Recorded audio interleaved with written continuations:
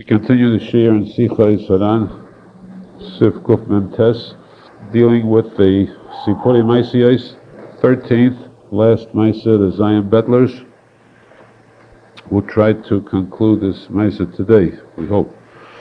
Maisa briefly deals with two children who were lost in the forest, who were privileged to witness the attention of 7 bettlers, 7 beggars, which actually were tzadikim, the highest, the greatest tzadikim of all time. And as we learn later, they actually were all one individual tzadik. The tzadik emes who came in different forms. Later, when this couple, this boy and girl, these children, came to their wedding date, they remembered these Zion bettlers, the 7 bettlers, and they cried for them. Each one of the 7 days of a feast after the wedding, one of the bettlers appeared, which means that the tzaddik appeared in one form after the other. On the 6th day, which we are up to now, the 6th bettler appeared. The 6th bettler was the one without hands, or with a defect in the hands, and he explained to them, just as the others did, that there was nothing wrong with his hands. It's just that his hands were far superior to the normal or to the natural. He told the story of the great tzaddikim who spoke about the power they had in their hands, and the fact that 4 of them prided themselves with this power. One said that he could shoot an arrow and then remove the arrow after it's been shot, an arrow, a poison arrow, remove it to cure the recipient of that arrow from this poisoned arrow. The bettler, the 6th bettler, said to this tzaddik that you know only 1/10 of what you're supposed to, because there are 10 different kinds of poison arrows. Since you cannot remove the other 9, therefore you cannot cure the princess, which we'll discuss in today's story. The second one boasted he had a power in his hands that whoever he receives from, he actually gives to, which means the power of tzedakah. Again, he had only one of the 10 different powers of tzedakah. He cannot cure the princess. Third said that he has the power of bestowing wisdom upon those whom he rests his hands on. Again, he asked him, since there are 10 different kinds of wisdom, which come from the 10 different pulses in the wrist, and this tzaddik knew only one of them, he too could not cure the princess.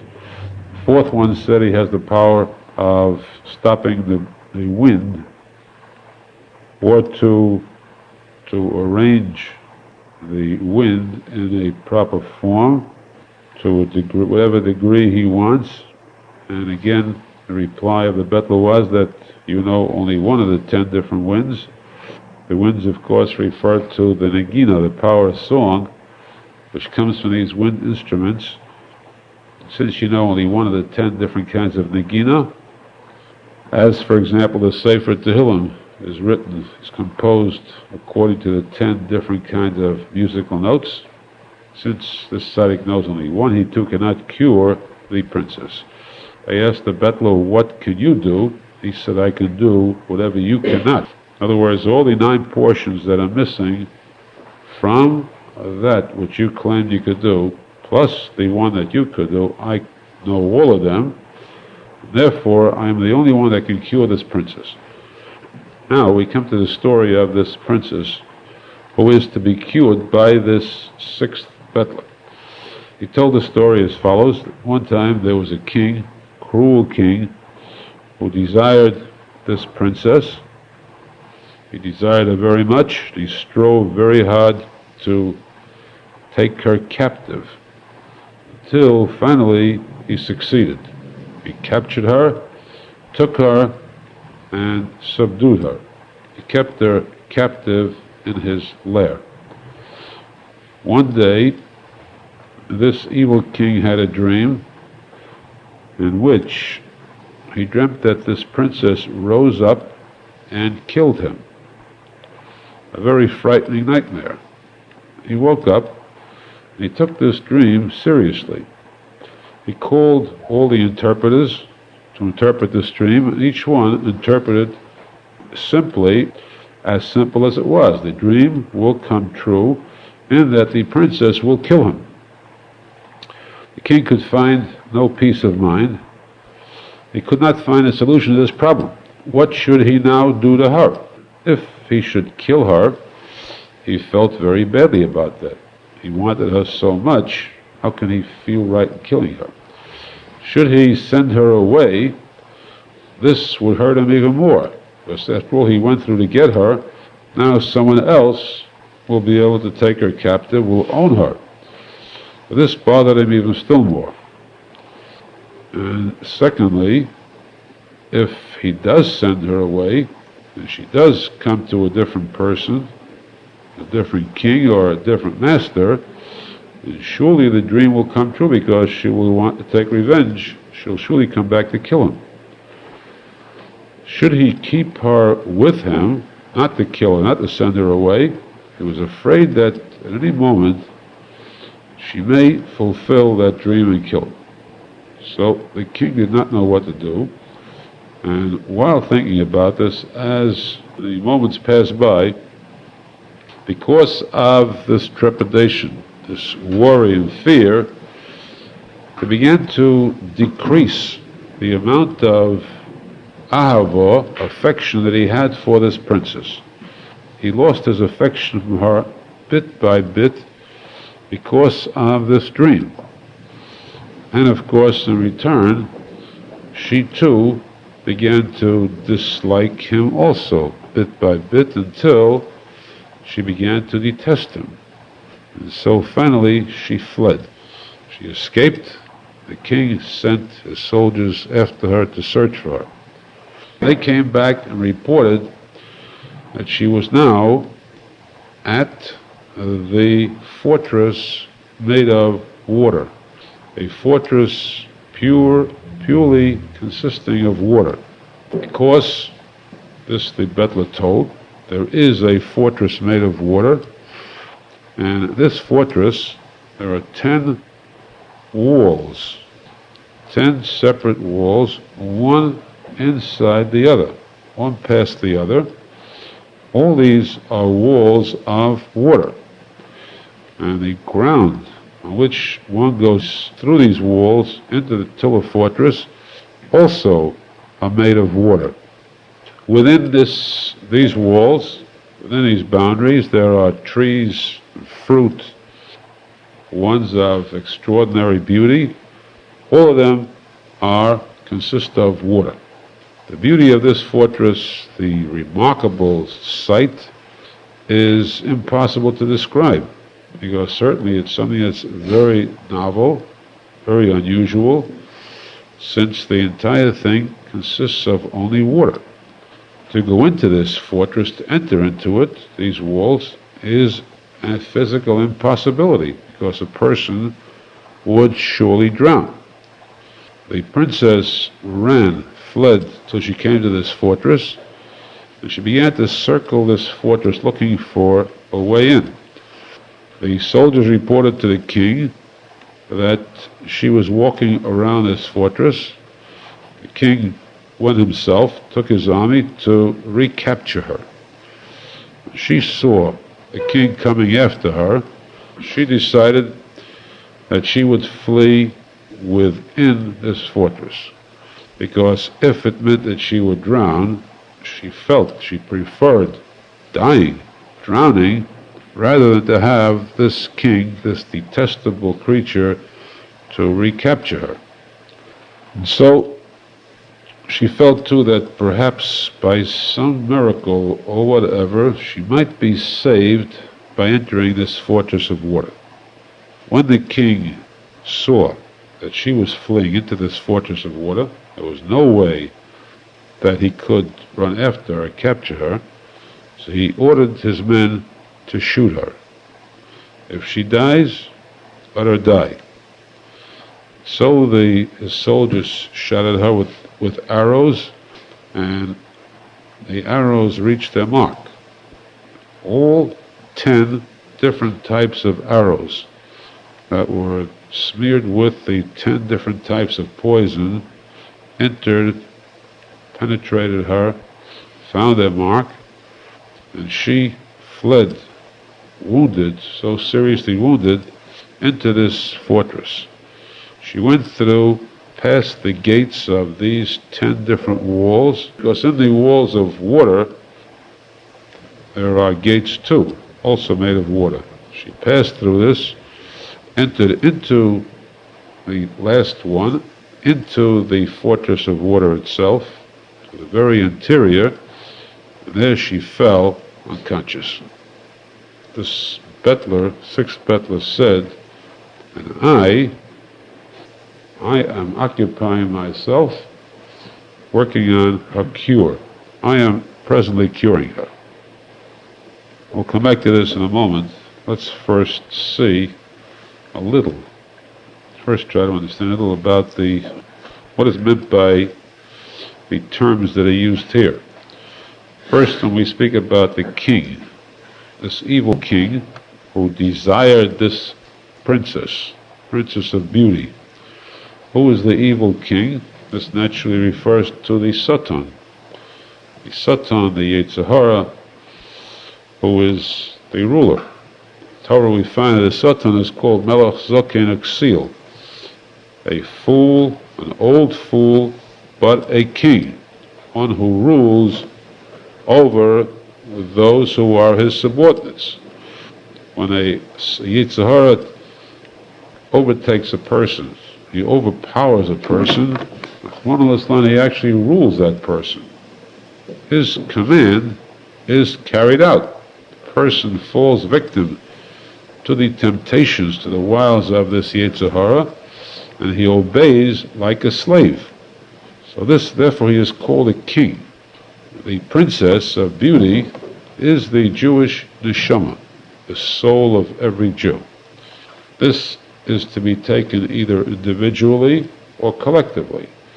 It means each single Jew in his battle against this king, or it means the entire Jewish nation, the Knesset Yisrael, as one, the soul of the Jewish nation, which is always in combat, the Menachem is always in combat against this king. Now the Satan's mission on earth is to try to capture this soul of beauty, Jewish soul. This is what his mission is. This is what he occupies himself with. So the Satan, in his attempt to pursue and to overtake and to capture and to subdue the Jewish soul, in most cases, is successful. He has this soul under his power. But then, the dream comes to him. The fact, this means at a time close to Mashiach's coming, he realizes the future. The dream portends the future. Future as is brought, that there will come a time when he will be slaughtered. We say in the Haggadah, Hashem will slaughter the Malach HaMavis, the angel of death. Remember, this is one single individual. Satan, the Yetzer Hara, Malach HaMavis, it's all actually one single angel. And this one, ultimately, eventually, after Mashiach's coming, Hashem will slaughter this Yetzer Hara, this evil angel, this evil king. So, the Satan becomes desperate. What should he do? Should he first try to destroy Chas v'Shalom, the Jewish soul, destroy it completely, and perhaps thereby his life will be saved, because if there's no Jewish soul left, or Jewish nation in Chas v'Shalom, there'd be no benefit in killing him. So he contemplates this idea. As a result, he loses his taste for this Jewish soul. Till now, it's all he wanted was to capture the soul, take it captive, to rule it. But now, when he feels that this soul, rather than being his slave, has become his enemy, will ultimately destroy him, he begins to dislike it. And as a result, too, there is an actual awakening from within, the deep cry of the captive soul, awakening that all its pleasures and joy and tivus, desires the person has really are wasted. There is nothing tangibly good there. It's all an illusion. And eventually this will all prove to be the person's undoing. The soul begins to awaken and loses its taste. The taiva begins to sour. So that's why Menachem says here that by her too, a liking for him turned to a hatred. That's the arousing within a person's heart to tshuva. But tshuva, he begins to dislike the taivas which he kept pursuing. So the soul flees. Where does a soul flee? Where should a Jew flee to when he is attacked and overpowered by the Satan? The Gemara says, Mashichehu lebeis hamedrash. Drag the Satan, the Yitzhahara, into the Beis HaMidrash. Go into the shul, open a sefer, and start to learn. That is the fortress that will protect you against the Satan. The Satan is fire, this fortress is water, which will extinguish the fire of taivas. A person is aroused to sin, there's a burning desire within him. The waters of Torah, the cool waters of Torah, extinguish this fire of taiva. So, this fortress of water, a fortress, protective fortress, against all evil, is the one item, the one haven of refuge, of safety against this evil king. And yet we say that a person fleeing there can drown. It could be fatal, of course. The study of Torah is not of benefit to everyone. A person must first be equipped with a proper degree of emunah. There are many people who study Torah and they emerge apikursim, kefrim, great scholars who learn Torah, or you have some of the not so great reform rabbis, and they are the worst kefrim in existence, atheists. And then too you have those who study Kabbalah. Kabbalah itself, as the Arizal says, is the Torah of truth, the knowledge of truth and depth. Yet a person who does not possess the proper degree of emunah can become the worst kafir too.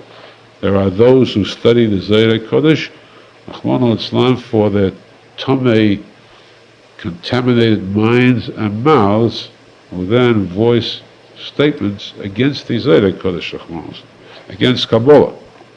There are many Kabbalists, or so-called ones, who spout the most venomous statements against true faith. They are the ones who spread the poison of philosophy. So that we see that the study of Torah itself could prove a person's undoing. It is the fresh waters of Torah, where if a person cannot swim properly, he will surely drown. In order to swim, he must be equipped with the lifesaver, which is emunah, true faith. Now we say that the Torah itself, the fortress, is water. Everything in it too was made of water. Note that we stressed even the ground there was made of water too. This means that, very simply of course if you understand it, simple after you get the information. Rosenfeld tells us that the word Bereshis is one of the 10 statements with which the world was created. The word Bereshis is that word that was used to create water. The first item in all of creation was water. The first item before all of creation was the Torah. Therefore, the similarity. Now, since that was the first item, hence, when we say that there was a creation of yesh me'ayin, something was created out of nothing. This yesh refers to water. Water was created from nothing. Just by the word of Hashem, the command of Hashem created water from nothing. Afterwards, everything else following that was yesh me'yesh. Everything else was a product of something that existed already. So what was the earth created from? From nothing? It was not from nothing. The earth came from water. Original creation was water. From that water, there was produced everything else subsequently. So that's why in this fortress, even the earth was made of water. Everything in this creation came from the original first item, which was water, the earth, and then in the later days, the trees, the fruit, and so on, all came because of the first item of creation, which was water. The beauty of this fortress, of course, is impossible to relate. And, of course, the beauty, too, is the fact, the sense, the depth of wisdom, because in the Torah there are secrets that are impossible to fathom. Items, too, where a person could fall victim there. The secret of the Chol HaPonui. We explained, Arizal says that in creation itself, when Hashem created the world, in order to create something where there was only Hashem, there had to be a constriction. It had to be Kaviyachal. Hashem had to remove himself partially from a given area of space, in that space to create the world. Now, it means that if the world was to be created, it had to be a space, an area that was vacant of Kaviyachal, vacant of Hashem's Spirit. If it was vacant of Hashem's Spirit, how could anything exist there? How could there a world exist if that part was vacant of Hashem's Spirit? And if it was not vacant of Hashem's Spirit, then how could there be room for the world to exist?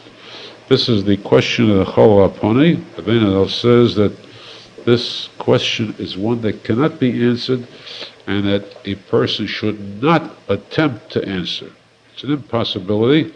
Anybody who attempts to answer this question will fall into the worst type of philosophy and kfira. So this is what's meant by the danger of going into these 10 walls, the fortress of water, the danger of a person falling victim into something which cannot be answered, which is beyond his mental conception. This is one item. We speak until now about the neshama being pursued by the Satan. This too affects the entire Jewish people. We speak about this king. The king refers also to the first dangers which the Jews themselves suffered. That is the beginning of the Jews as a people. Avraham Avinu came to Egypt with his wife Sarah. That's the princess. The king pursued her, took her captive. The result was the king lost out. However, he came back stronger later to take Avraham Avinu's children, the entire Jewish nation, captive. He took them captive until the time came when they decided to flee. Where did they flee to? They fled to the waters of the Yam Suf. They came to those waters. Going into the water would mean certain death. They would drown. And yet they plunged in. When they plunged in, this king followed them. He ordered his men to shoot.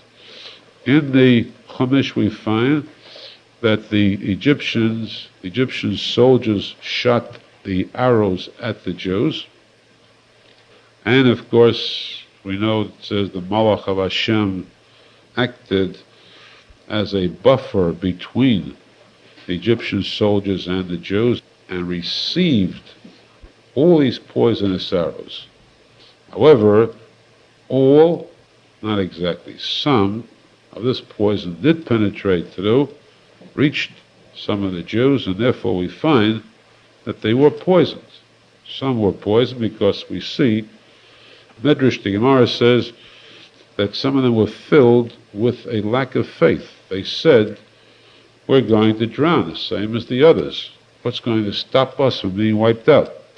Which meant a complete lack of faith and the power of Hashem saving them.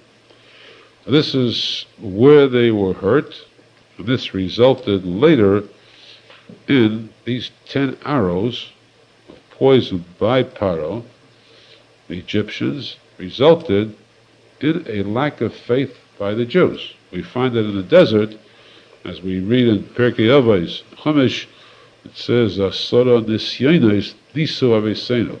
The Jews, Kaviyachol, tested Hashem 10 times in the desert. 10 times, story tells in the Chumash how they angered Hashem through their lack of faith in Hashem. This was due to the 10 kinds of poison that were injected in them by the arrows of the evil king, Paro and his men. When we say, too, that the king commanded his men to shoot into this princess, remember the princess means royalty. The Gemara says that the Satan does not bother with peasants, with low people. He doesn't bother with goyim. He doesn't bother even with Jews who are amaratzim, illiterates, ordinary low type. Satan leaves them all. He abandons all the ordinary people and goes primarily to attack the Talmidei Chachamim, the select, chosen sages, tzadikim. Those are the ones in which he concentrates his main line of attack. Therefore, the king commanded to shoot the princess specifically. Again, princess, which means the royalty. The Gemara says, Talmidei Chachamim are man malchi rabbanan. They are kings, they are princes, they are royalty. So the sixth bettler said that I am occupied the attempt to cure this princess. The attempt to cure. He does not say, I have cured her. I have done my duty in curing her that simply. Because it takes the cooperation of all the other tzaddikim. Their cooperation is, they must admit that he is their superior. There is one tzaddik emes over them. They must accept his rule with pure emunah on him. There must be emunah on the tzaddik emes, not just by every Jew, but by even the leading tzaddikim. Accept the fact that he is their leader, and without the tzaddik emes, they are nothing. All the prophets in the world received their prophecy only through the power of Moshe Rabbeinu. It was his nevuah which he meted out. He allotted to each one whatever they received. Came through Moshe Rabbeinu. And therefore the words of this bettler, I am curing her. I'm in the process of curing her. There is no part of the story where it says I completed the cure. Just as in the bettler on the fourth day, and it says that the bettler on the fourth day was bringing together these two birds, HaKadosh Baruch Hu and the Shekhinah. He's working on that. It will not be complete till Mashiach comes. Ultimately, we'll see the final Geula. This Geula takes time through the constant effort of the tzaddik emes. Now, the bettler continued that I am working on curing her because whoever does not have the 10 different kinds of tzedakah cannot enter into these 10 walls. He doesn't have the 10 kinds of tzedakah, and he will drown in that water. Tzedakah itself is a fortress that will help him enter into this fortress. The king and his army, the evil king, pursued the princess. All of them were drowned. Just as we find Paro and his army entered into the waters chasing after the Jews, and they were drowned. Now the bettler said, I can enter into these 10 walls of water, because these 10 walls of water are actually 10 waves of the sea that rose up and stand like a wall. What keeps this wall of water standing? The winds that blow, the tide, keeps the water up at this height. It elevates, it raises the waters up. These winds with the waves are there steadily. The winds keep them up in an upright position, and I am able to enter through because I have the power over these winds, the power of tzedakah, and also I'm able to draw from the princess the 10 different kinds of arrows. How do I cure her? Because I know the 10 different pulses through the 10 fingers. Every finger has a different pulse. I'm an expert in detecting the pulses. Therefore, through the knowledge of the pulses, I can then cure the princess with the 10 different kinds of negina. Therefore, I cure her. 10 different kinds of musical notes, because what is the actual sickness? What is her illness? If we have to diagnose her illness properly, what kind of a sickness does she have? What is she afflicted with, to be exact? The answer is that this king, this Satan, is the Nachash, the serpent. Nachash begematria Satan. This Nachash, the first Nachash who brought death to the world, he is the Malach HaMavis afterwards. He is the Satan who causes the downfall and destruction, Chas v'shalom, of so many innocent souls. What is his weapon? What is the bite, the venom of this serpent? His bite is atzvus, sadness, depressed mind. A person who becomes depressed and sad, and without simcha, without life, that is due to the bite of the Satan. He has fallen victim to the Satan. How do we cure? What is the necessary cure for this venom, this poison? That is simcha. True simcha, which removes completely this fog, befogs the mind, the sadness, this depression. Person is zecher to that true simcha. This true simcha can be obtained only through the 10 kinds of negina, the musical notes which bring to simcha. The 10 different kinds of negina are all part of the Sefer Tehillim. Combined, they make up the Tikkun HaKloli.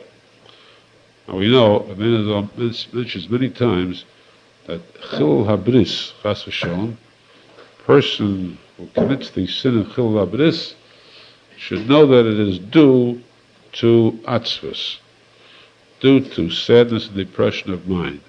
If he thinks that he's happy at the time he's committing the sin, that's a false kind of happiness. That's due to a deep, inherent feeling of depression of mind, and this causes him to commit the worst, foulest acts. Therefore, in order to cure that, he's got to remove this depression of mind, this sadness, this atzvus, this mora shcheda, this bitterness, by simcha, by the tikkun hakloli, which is the cure-all. Simcha is the cure-all eventually for all time. The geula will come through the simcha of the 10 chapters. Therefore, we find that the Gemara says, at the Red Sea, the Yam Suf, when the Jews were saved, what was the final word that saved them? Oz Yoshid Moshe Uvnei Yisrael. Then Moshe and the Jews sang. They sang this song of Simcha, Negina, song, music. But not that they sang, Oz Yoshir. Oz, then, in the future, Yoshir will come the Geula, the ultimate Geula, Yoshir they will sing. What kind of a song? Alei Osir Va'alei Novel. A song on a kind of musical instrument which is Osir, made up of 10 parts.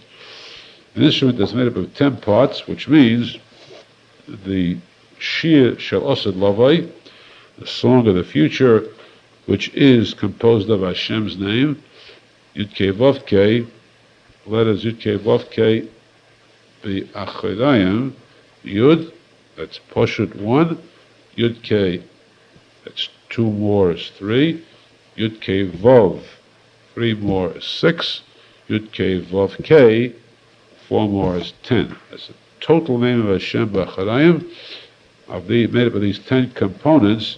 That's the 10 kinds of negina of the future. Yosef Lovoi Ganeden too. The future will have this song completed, and therefore that will bring about the complete extermination of the Satan in Malach HaMovis. This is the work of the tzadik emes, who through these 10 kinds of negina removes the poisonous arrows from the Shekhinah, from the Knesset Yisrael, from the Jewish people, and from each Jewish neshama individually. Arizal says now, of course the Bettler completed his statement by saying, so as a result you see the wonderful, marvelous power I have in my hands. I now give you this power as a gift. Then greatest possible simcha broke out. They were so filled with happiness at this wedding. Of course, it was not complete. Complete to a point, of course. This is the end of the story. We do not have the 7th Bettler here, the one without feet. We do not have also the connection with the beginning of the story of the prince, not princess, but prince, also had, in a sense, lost his faith. The king had told him, you're taking over the kingdom, but you must be besimcha. Even if you fall, if you're not besimcha, I will be happy anyhow, happy at your downfall. So we note there is a proximity, a closeness between these two. The prince who required simcha to be cured, the princess who required simcha also to be cured. Who, the Biur Likutim says, who would cure the prince? To tie in that story, where we could just detect a slight ray of light there. The first part of the story with this prince who dropped after he took over the kingdom, the one that will cure him is the 7th Bettler. Bettler without legs, which means legs are perfect. The Hamuna Nela Ragla, the foundation, the Yesod, the legs is Amuna. Netzach and Haid, which uphold the Malchus, the Amuna. That Amuna, that 7th Bettler cures the prince. The 6th Bettler cures the princess. This brings about the Yichud, the Elo Lamala, and the ultimate Gula. Arizal says, let's note, though, that of course is for the future. Mashiach will come, we'll have the Gula Shlema, and of course, too, Mashiach will speak, teach, reveal the secrets of this, the greatest story of all time. One note to go into this story for a moment, a little deeper, to notice that there is something very special about the story. It contains every single item. If we look into it, every item in Torah Shebechsav, the written Torah, Torah Shebal Peh, every part of the oral Torah, every facet of Kabbalah, it's all included in this story. Arizal points out that if we notice, the story consists of the 4 tzaddikim who spoke about the 4 different kinds of powers. All these 4 are what struck the princess, and all 4 were necessary on the part of the Bettler to cure the princess. We had first the arrows, the poisonous arrows. That's the lowest form. This refers to the lowest of the 4 worlds, the Olam HaAsiyah. This lowest of 4 worlds, Asiyah, that's the material world. This refers also to the lowest of the 4 names of Hashem, of Sog Mo Bon. Asiyah is the Shem Bon. This refers also to the 4 different types of creation. 4 types of creation are Daimim, the inorganic, Tzameach, vegetation, Chai, animal life, and Daber, human life. So this Asiyah Bon is Daimim, the inorganic life, which refers to the 4 elements also, Ofor, of Eish, Ruach, Mayim, Ofor, fire, air, water, and earth. That's Ophir is the lowest of the worlds. The 4 parts of the Torah are the ICS, the letters, the Tagim, the crowns, the Nekudas, the vowels, and the Tamim, musical notes. And now we get this, the reconciling them, putting them in their proper order, proper perspective. We take first, we spoke about the arrows of poison, refers to the bottom of all these 4. Bottom is this Elam HaAsiyah, this material world, the Shem Bon, corresponding to Daimim, inorganic life, corresponding to the Ophir, the earth of the 4 elements, corresponding to the lowest, the letters of the Torah. And every one of these is made up of 10 kinds of arrows, because every one of these items has 10 sfidas. So this, speaking about these arrows, means in creation, the Shvidas HaKelim, or at the actual creation, there was a destruction. The worlds themselves were destroyed to a degree, lowered, and they require a tikkun, perfection. The next step was the water, the walls of water. Water referred to, as the Betler said, tzedakah, 10 different kinds of tzedakah. This is the next level, the world, Elam HaYetzirah, angelic world, referring to the Shem Mo, the second name of Hashem, referring to the next level of creation, Sameach, vegetation, corresponding to the second of the elements, which is water, corresponding to the crowns of the Sefer Torah, and this refers to tzedakah, which is the beginning of the tikkun, perfecting the world. Third item was the 10 different kinds of pulses. These pulses referred to, as he said, the 10 degrees of chachma, of wisdom, and this is the third world going up, the Elam HaBriyah, the Shem Sog, of the 4 types of creation. This refers to Chai, animal life, and of the 4 elements, this is fire, because it's Nukva, is fire, this Dinim, the 4 parts of the Torah is the Nekudas, and this is what gives the power to the tzadik to cure. Because the Nekudas, as we said, these are the Nekudas. Tikuney Zohar says that the vowels in the Torah, they correspond to the pulse. How does the tzaddik recognize the pulse to diagnose an illness of the neshama? He listens to the pulse, detects the nekudas, the vowels each pulse corresponds to. This way he knows exactly what sin a person committed and how to cure it, what to do tshuva for. Top level was the Negina. Negina are the 10 different wind instruments.